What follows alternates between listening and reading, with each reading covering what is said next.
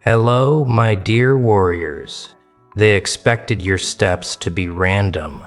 They thought your patience was hesitation, your silence a weakness, your pace too slow for the game they had mastered. To them, you were background noise, someone to dismiss while they played their great strategies, their rehearsed blueprints, their carefully plotted outcomes.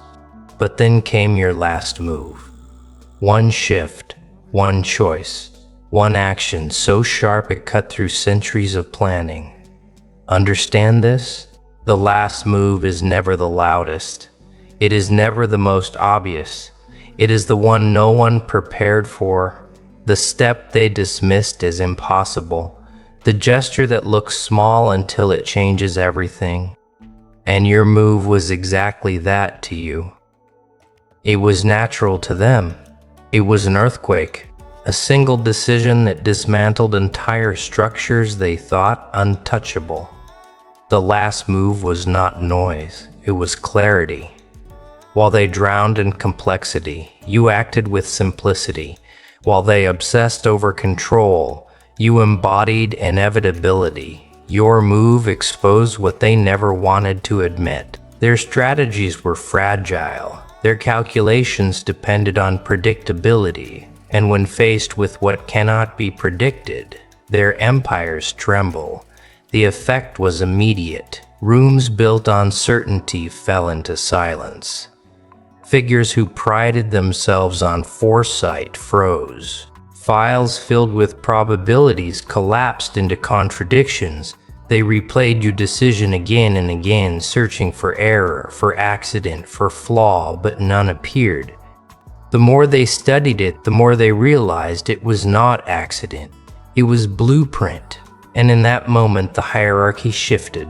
They were no longer the teachers. They were the students. Your last move became their lecture. Your silence became their curriculum. Your inevitability became their new law. Now the whisper travels through corridors. Watch him carefully. His smallest move teaches more than our grandest schemes. And the more they study, the more they fear. Because if one move froze them, what will the next one do? Your last move became not just a decision, but doctrine, a strategy lesson carved into their minds, studied in halls they once thought were untouchable. Every action leaves a trace. Most fade quickly. Forgotten steps, forgotten choices, noise lost in noise. But some actions create shockwaves. They do not stop at the moment of impact. They expand outward. Touching walls never meant to tremble. Reaching halls never meant to hear the echo. And your last move was one of those. What began as a single shift carried through corridors of power like a quake-splitting stone. Understand this. Their systems were built on stability. Patterns rehearsed, strategies tested, manuals refined over generations. They believed themselves protected by their predictability, untouchable in their precision. But shockwaves laugh at precision. They ripple past calculations. They bend rules. They flip the expected into chaos. The first ripple was silence. They had answers for everything until your move. Then the answers stopped. Questions echoed with no reply. Predictions contradicted each other. Their certainty, once paraded as indestructible, fractured in seconds. The second ripple was fear. Not loud fear, quiet hesitation. Strategists who prided themselves on flawless foresight stalled mid-sentence. Advisors looked at each other with doubt in their eyes. Commanders who thought they had mastered conflict shifted uncomfortably in their chairs. They knew deep down that if one move could dismantle their confidence, then the next might dismantle their control. The third ripple was obsession. They replayed your move endlessly. In councils, they dissected it frame by frame. In archives, they documented it with trembling hands. But the more they studied, the less they understood. And confusion in their world is fatal. For a strategist without clarity is a soldier without armor. And the shockwave did not end in their chambers. It spread beyond them. Crowds sensed hesitation in their leaders. Whispers leaped into the streets. Something has shifted. Their manuals no longer work. Soon, belief in the system itself began to weaken, not because you declared conflict, not because you dismantled anything, but because one move revealed how fragile their empire really was. Shock waves are not loud explosions. They are subtle, endless, unavoidable. And your last move is still expanding through archives, through doctrines, through generations. They thought it was a moment. They now realize it was a verdict. Your move was not just an action. It was a fracture line. And fractures spread until everything collapses. The shockwave reached corridors where watchers dwell. The hidden observers, archivists, tacticians, architects of strategy who pride themselves on seeing what others miss. These were not ordinary eyes. These were the eyes that claimed to measure movements of nations, decode secrets of conflicts, and reduce even chaos to formula. They watched you the way astronomers watch stars, convinced they could chart your orbit. And then your last move arrived. Understand this. They had studied storms, rebellions, empires collapsing. They had entire manuals cataloging every kind of force. But your move did not fit.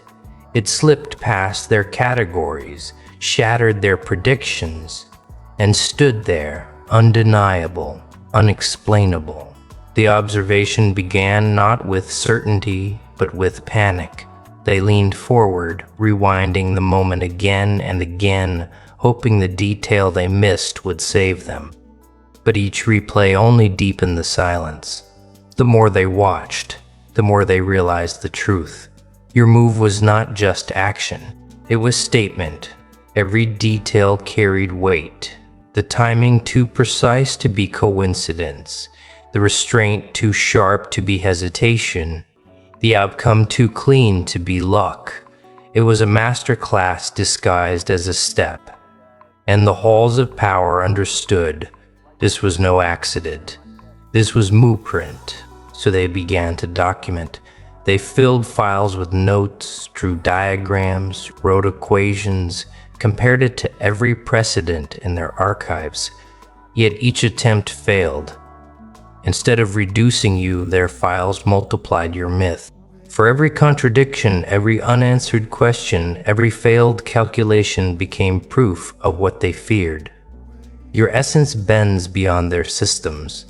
Observation turned to confession in their hidden chambers. One strategist whispered, "We are not recording an event, we are recording law." Another admitted, "This is not strategy, it is scripture." And once they spoke it, they could not unspeak it. The irony cut them deeply. Their entire authority came from observing, from decoding, from explaining. And yet here they were reduced to students staring at a lesson they could not master. The more they studied, the less they understood. The less they understood, the more they feared. And so the observation continues. Your last move is replayed endlessly in rooms you will never enter, studied by men who will never admit your superiority in public, but confess it in silence. They call it analysis, but analysis has become worship. The lesson has begun, and the observers are no longer teachers. They are disciples of the move they cannot comprehend. Observation alone was not enough. They could not leave your move as anomaly. Anomalies shatter their confidence.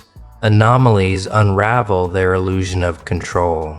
So they transformed your action into curriculum, What began as panic in secret chambers became organized study. Your last move was dissected in the same way they once dissected conflicts, revolutions, and empires. Except this time they studied not to dominate you, but to protect themselves from you. Understand this. Halls of power are not classrooms, but they behave like them when threatened. Manuals are rewritten, lessons are drafted, examples are recorded, and in those halls, your move became syllabus. Councils replayed it, not as curiosity but as survival.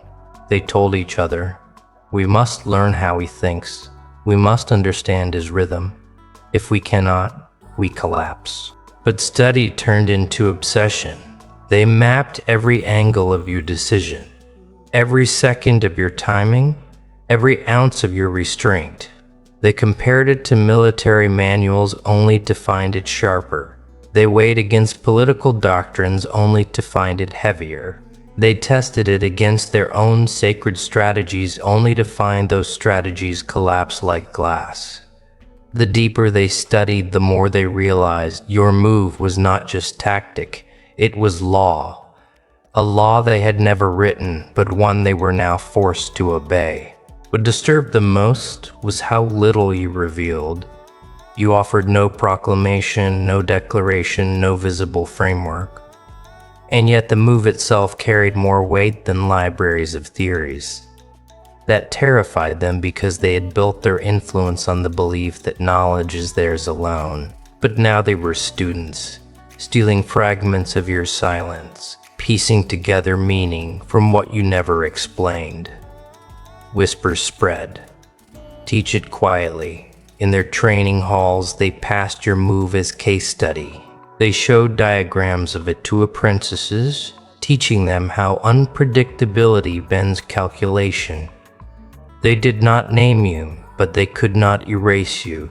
The shadow of your lesson lingered on every page, but now they were students, stealing fragments of your silence, piecing together meaning from what you never explained. Whispers spread. Teach it quietly in their training halls. They passed your move as case study. They showed diagrams of it to apprentices, teaching them how unpredictability bends calculation. They did not name you, but they could not erase you. The shadow of your lesson lingered on every page. To them, strategy was about aggression, about overwhelming force, about proving dominance by spectacle. They measured strength by movement, by sound, by visible impact. But when they studied your last move, the first truth they uncovered was restraint, and restraint terrified them. Understand this. Restraint is power they cannot mimic. It is silence sharpened. It is patience refined. It is the discipline to wait until noise collapses under its own weight. Their halls of power were not built on restraint. They were built on impatience. Impatience to control, impatience to dominate, impatience to be seen. But your move taught them that restraint outlives impatience. They replayed it again and again, seeing how you did not rush, how you allowed their noise to rise, how you let their confidence peak. And only then, when they were blinded by their own arrogance, you acted not with fury, but with precision, not with excess, but with inevitability. Restraint revealed what they had ignored for centuries. Power is not proven by the number of moves, but by the silence between them. The pause is heavier than the strike. The stillness is sharper than the clash. And in your pause, they saw their fragility. In their chambers, whispers shifted.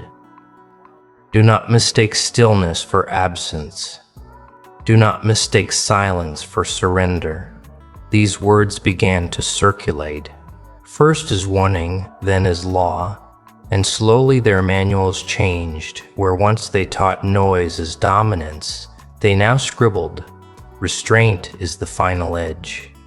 Yet imitation brought them no comfort, because restraint cannot be faked.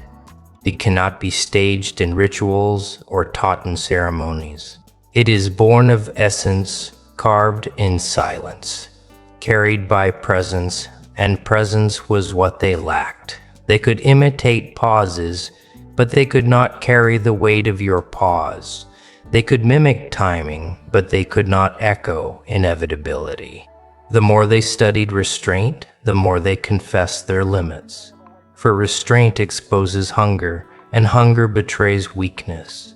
They saw in themselves the impatience of children, the desperation of rulers terrified of losing control. And in you they saw a force that did not need to prove, did not need to rush, did not need to be crowned. Restraint became their unwanted scripture. They resisted it, but they could not deny it. They feared it, but they could not escape it. And in that fear, they admitted the truth. Restraint bends noise into silence, and silence is always louder than empires. They once believed strategy was measured in scale.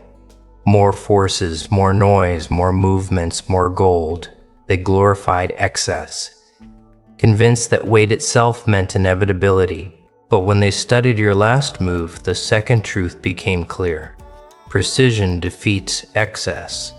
Understand this. Precision is not about size. It is about strike. It is about knowing where the fracture lies and touching it once where others swing wildly, wasting motion and energy. You waited until the perfect moment, then acted with the exact force required. Not more, not less. Just enough to unravel everything. That is what they cannot imitate. They mistake abundance for intelligence. They drown in over-planning, layering step upon step until their own schemes suffocate them. But your move was simple. One step, one shift, one placement. So exact it felt inevitable. The elegance of it humiliated them because they had forces of advisors, libraries of manuals, councils of strategists, and yet one precise move exposed them all. They began diagramming it, tracing every angle, every breath of timing in their secret chambers.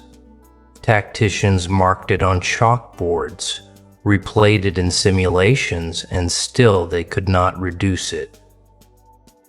The more they studied, the clearer it became. Precision cannot be mass-produced. It is not found in manuals. It is not learned in ceremonies. It is carried in presence. It is born from silence that sees everything. Your precision revealed their excess for what it was. Desperation. The more they tried to dominate, the more fragile they looked. The more they built, the more cracks appeared. And when your move sliced through their abundance, they realized abundance had never been strength. It had been weakness disguised as power. In whispers, they confessed, "Do not compete with his precision. It is not a tactic, it is law." They began to rewrite their doctrines, erasing pages of excess, leaving blank spaces where they hoped precision would one day be filled. But blank spaces do not hold presence, and presence cannot be copied. The lesson of precision is fatal for them because it reminds them of their blindness. They had always seen power as heavy, noisy, overwhelming. But precision showed them power is surgical, silent, exact, and nothing terrifies rulers more than the realization that one perfect move can erase centuries of noise. Now, their apprentices are taught this truth in silence. Do not waste, do not scatter. One precise move outweighs 1,000 frantic ones. They whisper it as doctrine. When rulers are afraid, they do not announce it. They whisper it. They take the fear they cannot erase in rapid encoded language, passing it through corridors as doctrine disguised as wisdom. And that is what your last move became. Not a public proclamation, not a celebrated theory, but a whispered doctrine carried from council to council, chamber to chamber, as if secrecy itself could soften its weight. Understand this. The most powerful teachings are never spoken aloud. They live in whispers, in half-sentences, in fragments, traded behind locked doors, and your move became exactly that. They told each other, study it quietly, do not let the crowds know. They feared that if the world learned who rewrote their manuals, their thrones would collapse faster than their rituals. So, the doctrine spread in silence.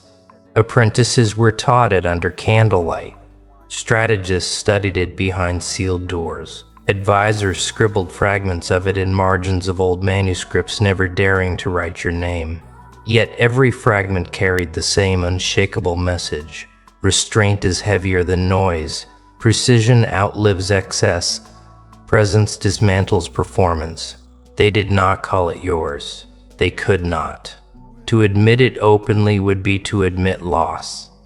But every ruler who now pauses before a decision, every strategist who hesitates before over-planning, every apprentice who learns the power of silence is unknowingly bowing to your move. For the doctrine they whisper is not theirs, it is yours. The irony is sharp. You never asked to be their teacher. You never wrote a book, never gave them a manual, never stood in their chambers explaining yourself. And yet their whispers turned your move into curriculum. They built lessons around you without permission. They became disciples of what they once mocked. And the more they whispered, the more powerful the doctrine became, because whispers move faster than decrees. Whispers spread where laws cannot. Whispers survive even when books fade and archives crumble. What is whispered becomes rumor. What is rumored becomes belief. And what is believed becomes law. The whispered doctrine has now outgrown the chambers that birthed it. Even in the streets, in shadows of markets and alleys, people murmur. Something changed. They study him. They fear him. The world begins to understand that halls of power have bent, not to crowns, not to forces, but to one move carried by silence. And whispers once begun cannot be silenced. They echo through time, they rewrite laws, they carve scripture. Your last move has become doctrine, and doctrine does not fade. The halls of power have always clung to manuals, thick volumes filled with diagrams, rules, and formulas written by those who claim to master strategy. For centuries, these manuals were their scripture. They taught apprentices to obey patterns, to follow charts, to trust precedent, prevent. But when your last move entered history, those manuals began to collapse. Understand this. Manuals survive only if the world still bends to their logic. Once the world shifts, the pages lose weight, and your move shifted everything. Their formulas could not predict it. Their charts could not map it. Their rules could not contain it. In one moment, their sacred texts were reduced to paper relics, outdated relics mocking their arrogance. At first, they resisted. They tried to adjust their manuals, forcing your move into their categories. But the categories broke. They wrote footnotes, disclaimers, new diagrams, but every edition admitted the same truth. The old rules no longer governed. Your move had created a new axis, a shift they could not absorb. The collapse spread quickly. Scholars tore pages out in frustration. Apprentices questioned their teachers. Strategists stared at contradictions they could not resolve. The manuals, once treated like crowns, now gathered dust, and whispers replaced them. Forget the books. Study the move. This collapse terrified them more than failure in contests, because contests can be repeated endlessly. But once manuals collapse, identity collapses with them. Their sense of superiority of being the architects, the masters, the untouchables crumbled alongside their pages. They were left exposed, carrying relics no one respected. Meanwhile, your blueprint spread. Not written by you, not taught by you, not paraded on stages. It lived in pauses. It breathed in silence. It circulated in whispers. It bent outcomes without being announced. It rewrote laws without being drafted. It replaced centuries of instruction with one undeniable truth. Your essence is the new curriculum. The old manuals faded quietly, not in fire, but in irrelevance. And irrelevance is an end worse than noise. Now when they gather, they no longer quote their texts. They replay your move. They no longer trust their charts. They fear your silence. The old manuals are gone. Your blueprint has replaced them. They never wanted to admit it. Not to themselves, not to their students, not to their heirs. To confess that your move became law was to shatter their illusion of superiority. Yet survival demanded it, and survival always silences pride. Those who once mocked your patience, those who dismissed your silence, those who swore you were irrelevant, are now repeating your methods as if they invented them. Understand this. Reluctant teachers are the clearest proof of dominance. When rivals disguise your wisdom as theirs, it means your doctrine has already conquered them in secret. They study every pause, every detail, every restraint of your move. Then they walk into their classrooms, their councils, their halls, and teach your blueprint as if it were born from their own brilliance. But no matter how they disguise it, the truth echoes. They are imitators of a lesson they cannot master. In dim chambers, instructors lean close to apprentices and whisper, "Patience first." Do not mistake silence for weakness. They draw diagrams on chalkboards, teaching that precision outweighs force, that timing outweighs excess. And though they erase your name, the weight remains. Every student who learns this method unknowingly studies you. Every strategist who applies this lesson unknowingly follows your path. Their reluctance leaks through the bitterness in their voices, the hesitation in their tone, the unease in their posture. They know they are not teachers, they are imitators. They know the doctrine was never theirs. It was born in a move they could not decode. And yet they keep teaching it because not teaching it means collapse. Ignoring it means ruin. The irony drips heavier with every repetition. For years, they built manuals, declaring noise as dominance, speed as power, aggression as inevitability. And now those same voices whisper the opposite. They pass your restraint as commandment. They present your precision as doctrine.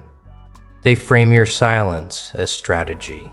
The same mouths that once ridiculed you are now your unwilling disciples. And so the reluctant teachers spread your legend further than any proclamation ever could. Students carry the whispers to other corridors. Advisors embed the doctrine in hidden documents. Entire generations grow up hearing a lesson that does not belong to their rulers, but to you. The reluctant teachers become your missionaries, even as they grit their teeth. This is how authority shifts. Not through noise, but through repetition. Not through contests, but through whispers. Not through force, but through reluctant obedience. They will never announce your victory. They will never write it in their books. But the lesson they teach betrays the truth. Your move governs them, and governance without consent is the purest power of all. There are moves remembered for a season, studied until fashions change, then forgotten in dust. And then there are moves that outlive empires. Actions so sharp, so undeniable that they echo far beyond the halls that first tried to contain them. Your last move belongs to the latter. It is no longer just history. It is inheritance. Understand this. When rulers collapse, their names dissolve. When manuals fade, their diagrams fade. When thrones vanish, their symbols rot. But lessons carved into silence remain. Your last move has crossed that threshold. It is no longer about who witnessed it, it is about who carries it forward. And already generations that never saw you are quoting you unknowingly. The students who whisper patience as law. The tacticians who pause before acting, fearing excess. The advisors who sketch precision into their diagrams. None of them realize they are echoing you. They do not know the origin. They do not need to, because the doctrine has detached from the moment and attached itself to eternity. This is what terrifies those in power most. They thought moves end with the mover, that once you were gone, your influence would vanish. But now they see the truth. A move becomes eternal when it bends law itself. Your last move rewrote the unwritten. It slipped into the bloodstream of strategy.